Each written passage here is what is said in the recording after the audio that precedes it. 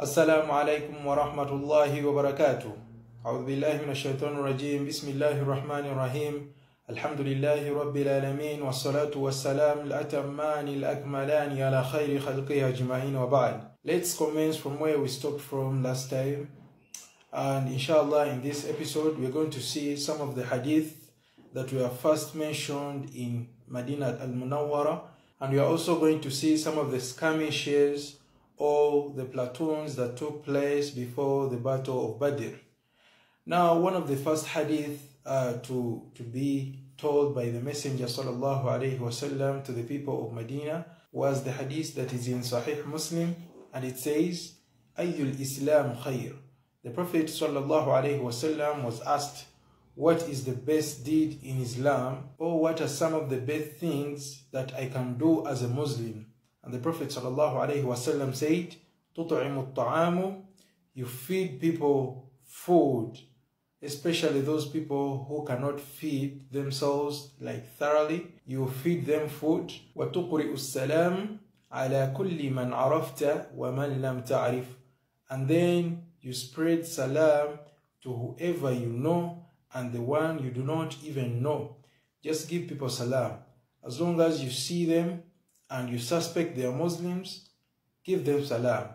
It is very, very good, and you get rewards, and also the other person gets rewards. So ensure that you always give salam to whoever person you see. Inshallah, you benefit from it. And also another hadith, the Prophet sallallahu alaihi wasallam said, لا يدخل الجنة من لا يأمن جعره بواعق. They will not enter Jannah those people whose neighbors are not protective from their harm. For example, you make a fire just outside there, and that smoke goes and harms your neighbor.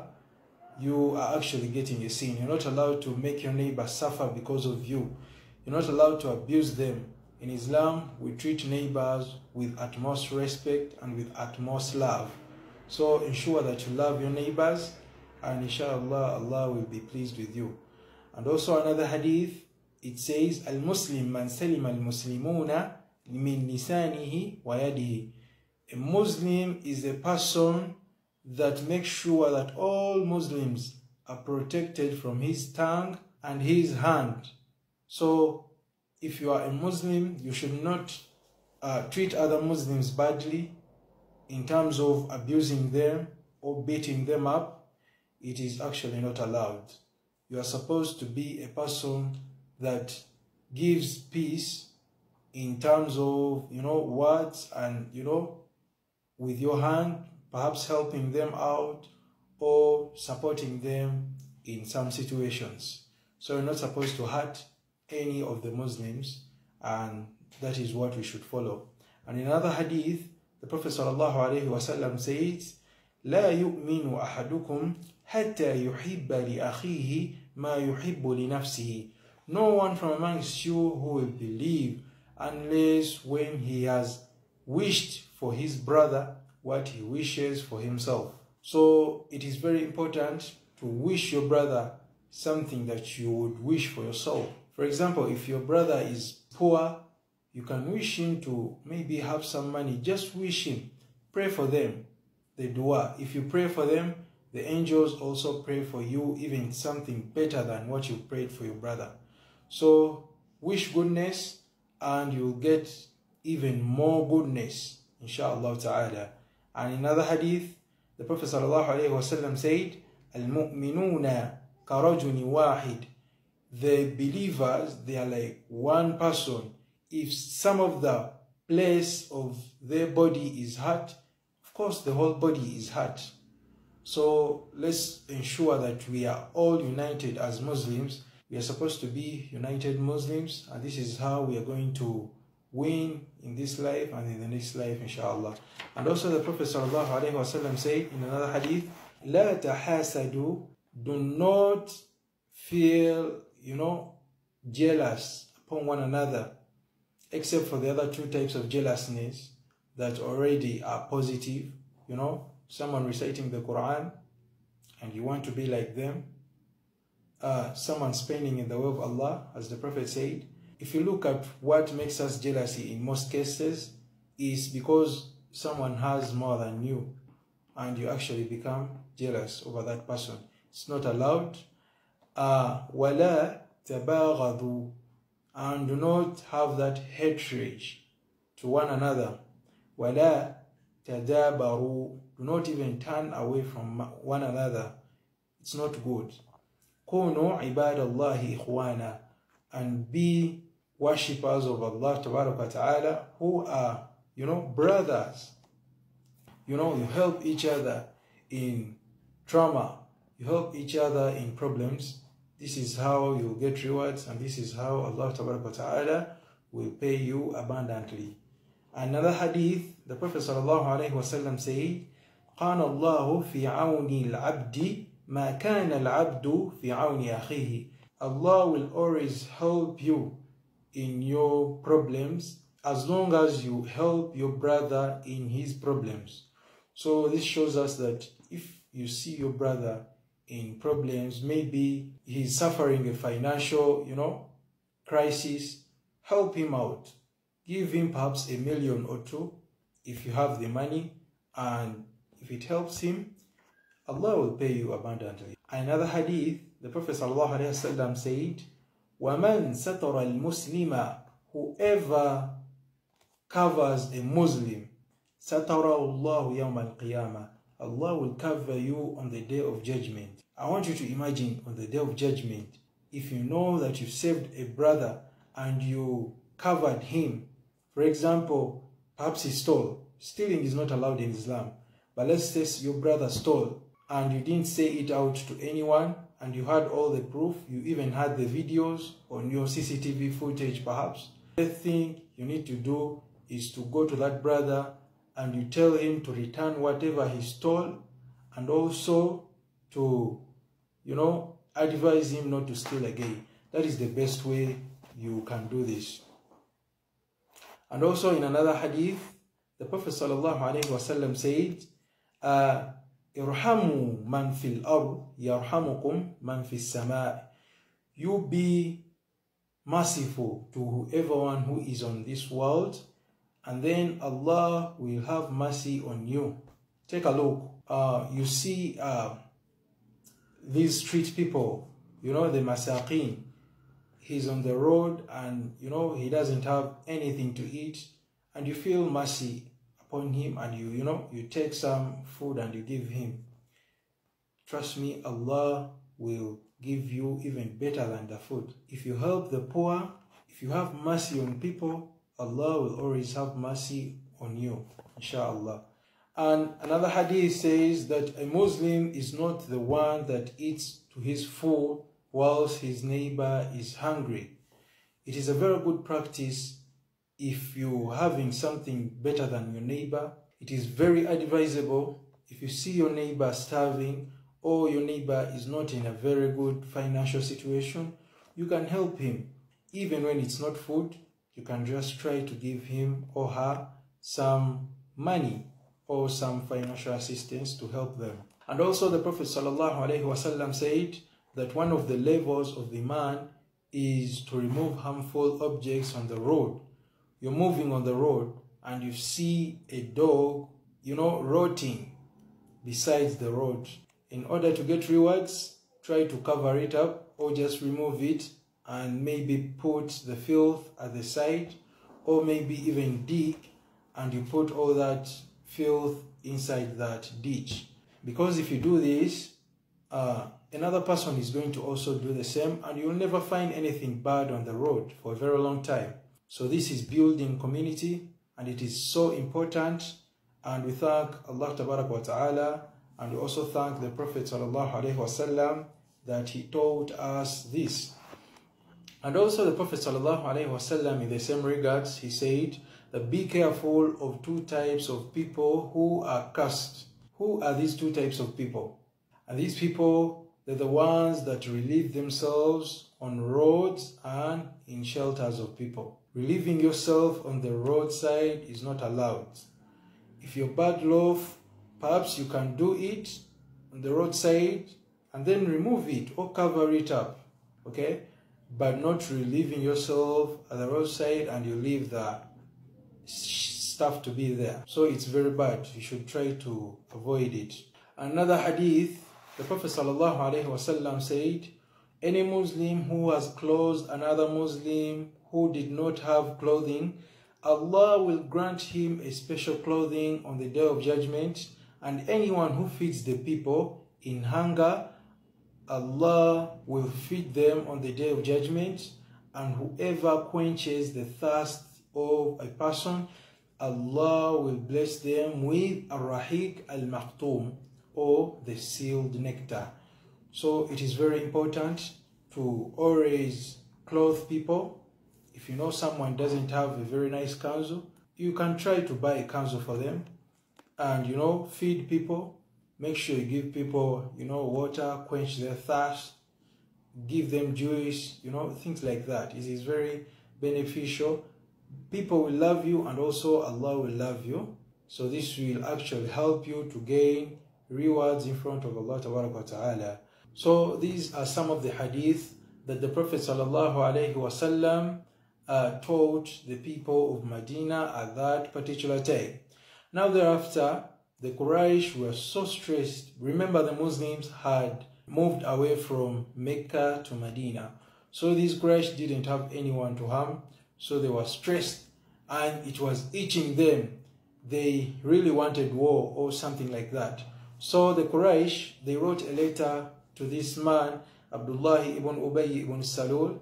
Remember, he was one of the men that were supposed to be leaders in Medina. So the Quraysh wrote a letter to him, and they said that you have given asylum to a wanted man.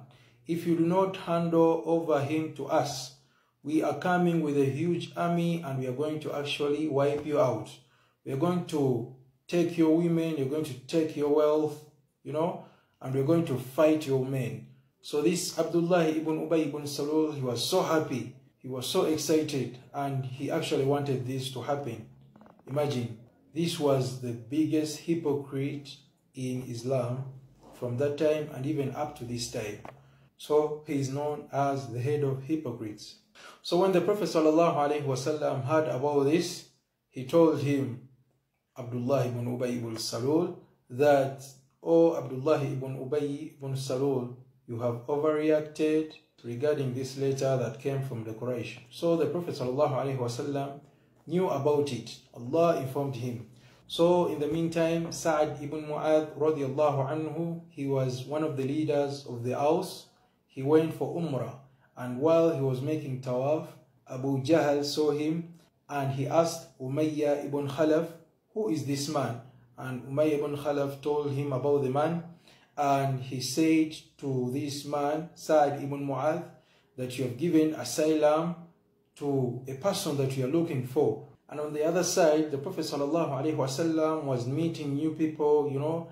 He used to sign treaties with new people to give Islam the strength at that particular time and to have more protection from the people. So thereafter, the Prophet ﷺ used to have bodyguards. Sa'ad ibn Abi Waqqas radiallahu anhu, this man was amongst the bodyguards of the Prophet ﷺ. And this happened until when Allah Ta'ala revealed some verses in the Holy Quran, which are in Surah Al-Ma'idah.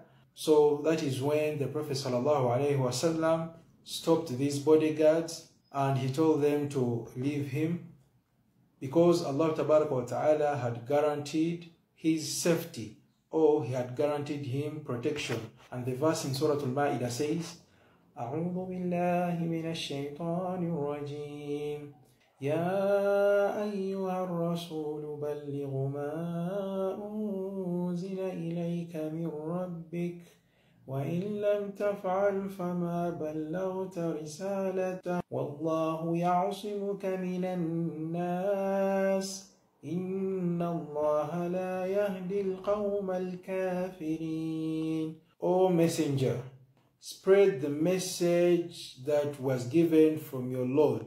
And if you do not do that, you would not have fulfilled your duty. Allah will protect you from the enemies or from the people. Inna Allah la yahdi al-qawm al-kafirin. Indeed, Allah does not guide the generation of the people that do not believe. So when this verse came, the Prophet ﷺ told his bodyguards to actually go and to leave him. From there onwards, he used to be alone, and these people stopped protecting the Prophet ﷺ because Allah had already guaranteed his safety ﷺ. So thereafter, verses were revealed to the Prophet ﷺ that allowed him and the Muslims to retaliate. And this verse is in Surah Al-Hajj, where Allah Ta'ala says, أُذِنَ لِلَّذِينَ يُقَاتَلُونَ بِأَنَّهُمْ ظُلِمُوا وَإِنَّ اللَّهَ عَلَى نَصْرِهِمْ لَقَدِيرٌ. It has been permitted for those people who have been wronged or who have been fought to retaliate. So this verse meant that the Muslims were actually allowed to retaliate because they had been fought before and they had been wronged by these Quraysh pagans. So when the Prophet ﷺ got this verse, he actually started finding information about the Quraysh. And the Prophet ﷺ, the way he used to find information about the Quraysh, he used to send out platoons and little skirmishes to actually go and pre the Quraysh. And these attacks were not purposely to spread Islam. This attack was to retaliate against the Quraysh and also to take back what was theirs, the Muslims. So anytime there were caravans which moved northwards towards the Syrian region, it was actually the right of the Muslims to waylay these caravans and to actually take back from whatever was from those caravans, because their wealth was usurped by these same Quraysh pagans when they were in Mecca. So for your own information, allow me to talk about the stages of fighting, or how these people came about to fight. And there were 4 stages of fighting at this particular time, and one, only the Quraysh were allowed to be fought. At this particular time, the Muslims were only allowed to fight these Quraysh pagans, nobody else. And slightly later on, in stage number 2, they were allowed to fight the mushriks from amongst the Arabs who fought them. And point number 3, the Muslims were also allowed to fight with anyone who sided with the Quraysh. And point number 4, anyone who started war, the Muslims were allowed to fight them. For example, there was an incident where the messenger of the Prophet ﷺ was killed by a certain group of people. So the Prophet ﷺ sent a huge army to go and fight those people, and they were actually defeated. So allow me to talk about the platoons. And the very first platoon that the Prophet ﷺ sent was in Ramadan in the first year of Hijrah, and it was known as As-Sariya Sayfu al-Bahar. And this was the very first platoon that took place at that particular time before the Battle of Badr. So in this little platoon, Hamza ibn Abdul Muttalib was sent with 30 men only to gather intelligence. He was sent in order to see the caravan of Abu Jahl that was returning from Asham. And this caravan had a total of 300 men.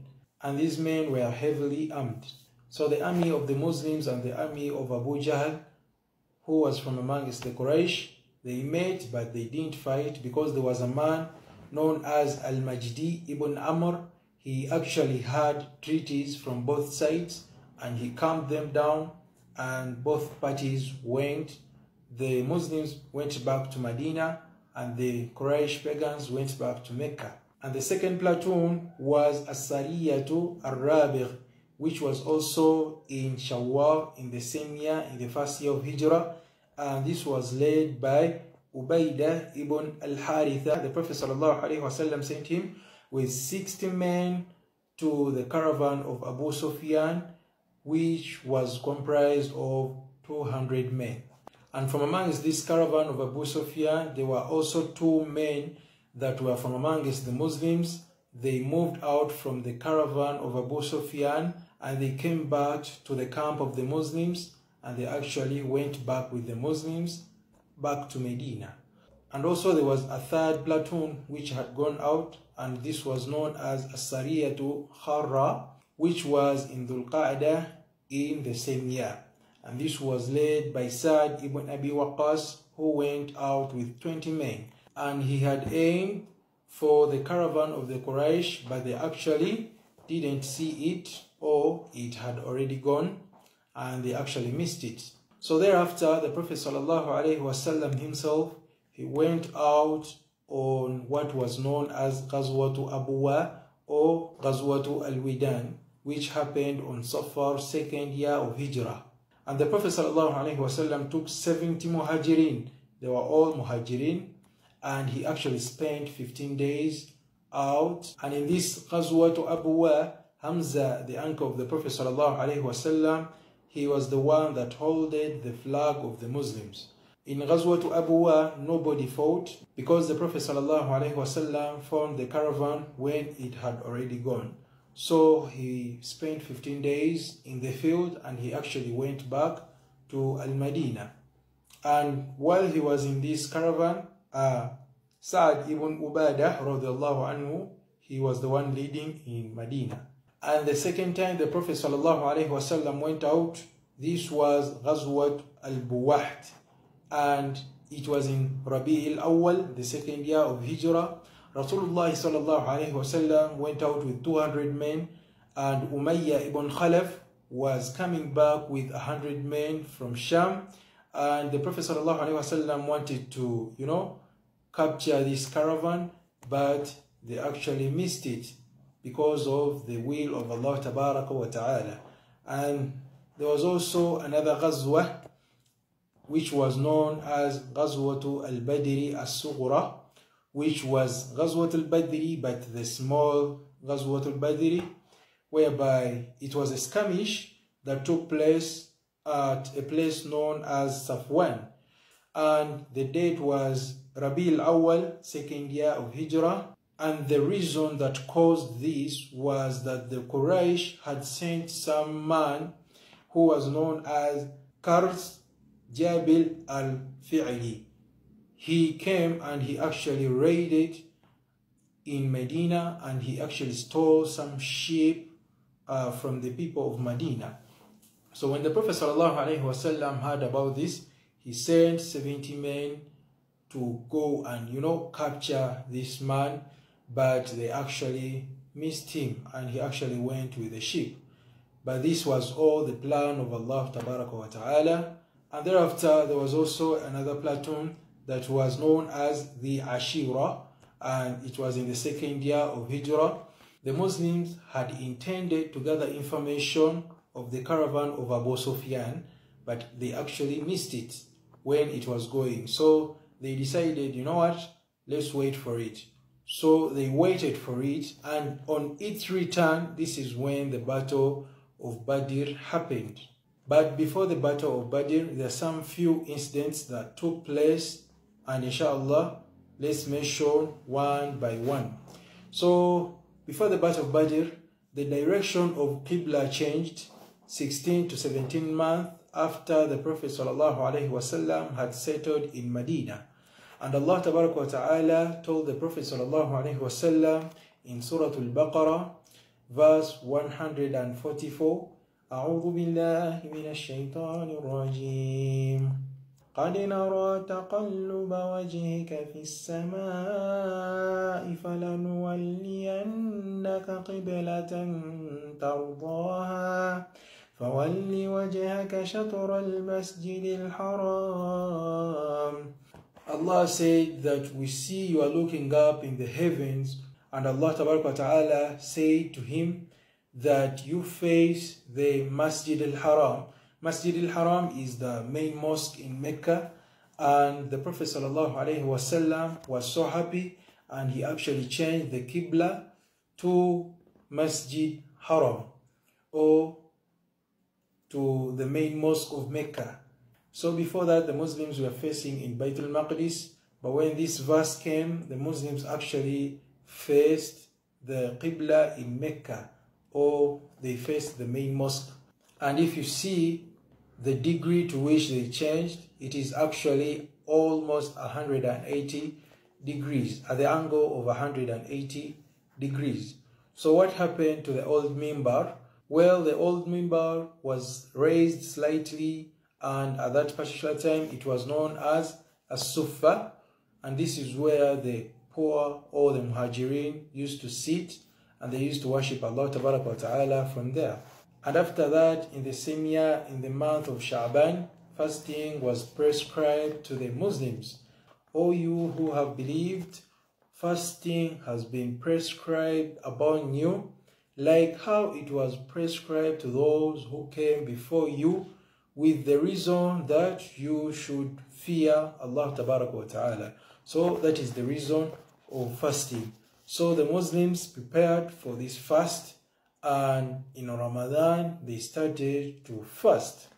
And the Battle of Badr, as they were fasting, it took place in the month of Ramadan, for your own information, and this was 14 years after prophethood.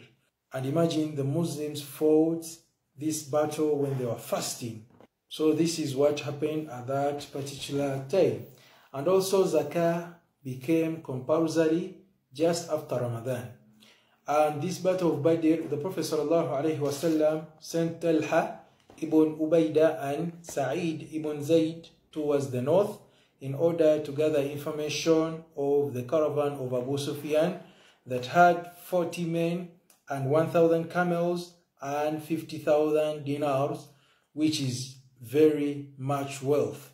So the Prophet ﷺ, when he sent these people, they actually went and they collected some information, and they sent the message to the Prophet ﷺ about what they had found.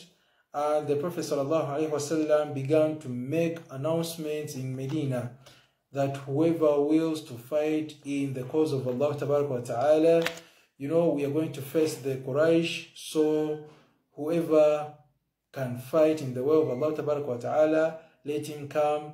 The Prophet ﷺ made that announcement, so the people that willed to do that, they came, and the Prophet started vetting them. And some people were allowed to go in battle, but some people were not allowed to go in battle because of the situation that was there in their lives. For example, Uthman, the Caliph, Uthman radiallahu anhu, one of our caliphs, one of the 4 caliphs in Islam, he was disallowed to go in battle because his wife, who was also the daughter of the Prophet ﷺ, had fell ill. So Uthman had to, look after his wife or to treat his wife. And in this case, he didn't manage to go to battle. But the Prophet ﷺ always saw him as a person who fought the Battle of Badr, or who was from amongst those people who were there in the Battle of Badr. In fact, even in the books of Sirah, Uthman ibn Affan was one of those who are regarded to have fought the Battle of Badr, even though he was not there physically, but he is included amongst those people who fought the Battle of Badr. And inshallah, in the next episode, we are going to start in detail the Battle of Badr. Inshallah, if Allah gives us life, we shall start from there. وصلى الله وبارك على سيدنا محمد وعلى آله وصحبه وسلم. السلام عليكم ورحمة الله وبركاته.